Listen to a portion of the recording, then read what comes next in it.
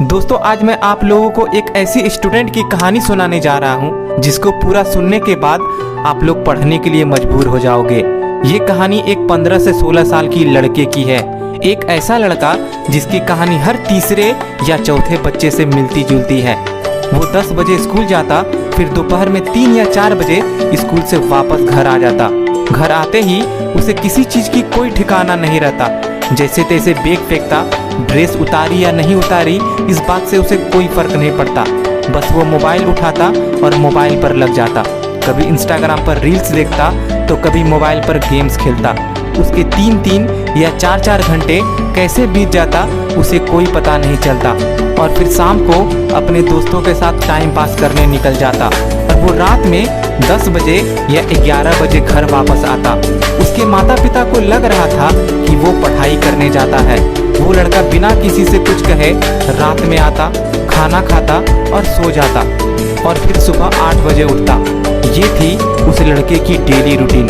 लेकिन एक दिन जब वो दोस्तों के साथ टाइम पास करने जा रहा था तभी उसके मम्मी पापा कुछ बात कर रहे थे।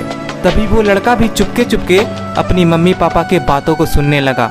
वहीं उसके मम्मी पापा उसके फ्यूचर के बारे में चर्चा कर रहे थे कि देखना हमारा बेटा बड़ा होकर IAS बनेगा, IPS बनेगा। वहीं उसके पापा कह रहे थे हमारा बेटा डॉक्टर या इंजीनियर बनेगा।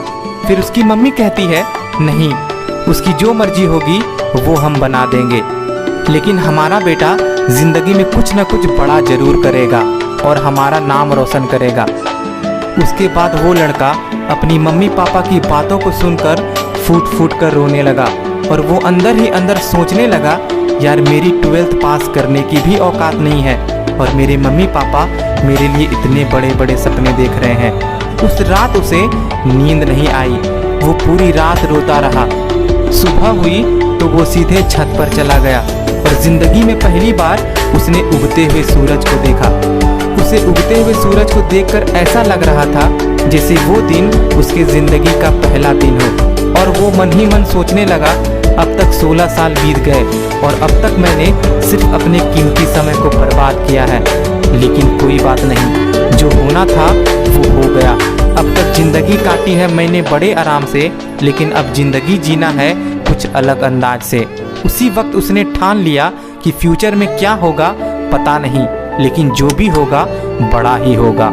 एग्जाम के 3 महीने बचे थे तभी उसके अंदर से आवाज आ रही थी कि यार मुझे पढ़ना है, मुझे अपने माँ बाप के लिए पढ़ना है, अपने भविष्य के लिए पढ़ना है, जिंदगी में कुछ करना है और कुछ बनना है।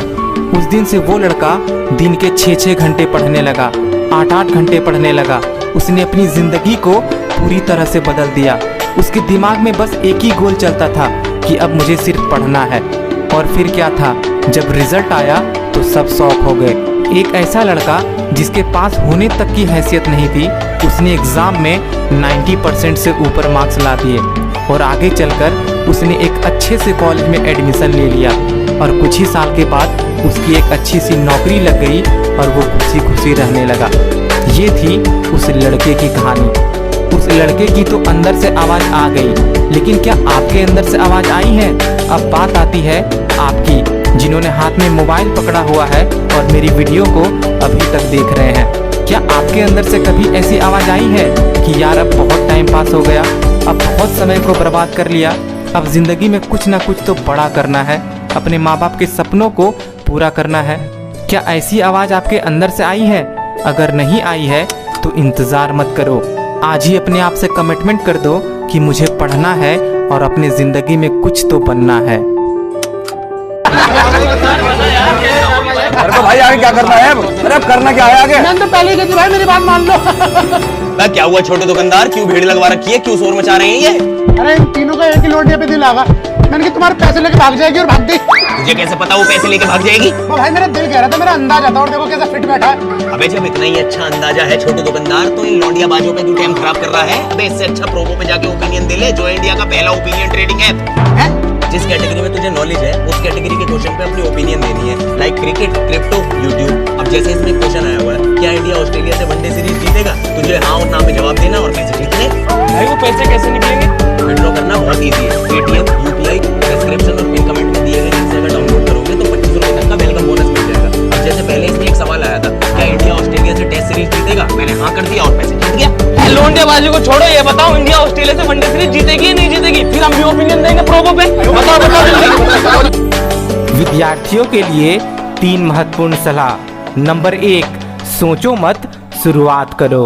नंबर 2, बताओ मत, करके दिखाओ। नंबर 3, वादा मत करो, साबित करो। और विद्यार्थियों को ये बातें भी हमेशा याद रखना चाहिए। जिस दिन आप अपने सपनों के लिए काम करना शुरू कर दोगे, उसी दिन ये दुनिया आपके खिलाफ हो जाएगी। ये आपकी गलतफहमी है कि समय आपको सफल बनाता है, लेकिन सच्चाई ये है कि समय का सही इस्तेमाल आपको सफल बनाता है। जो अपने संघर्ष में भी मुस्कुराता है, सफर का आनंद वही उठाता है।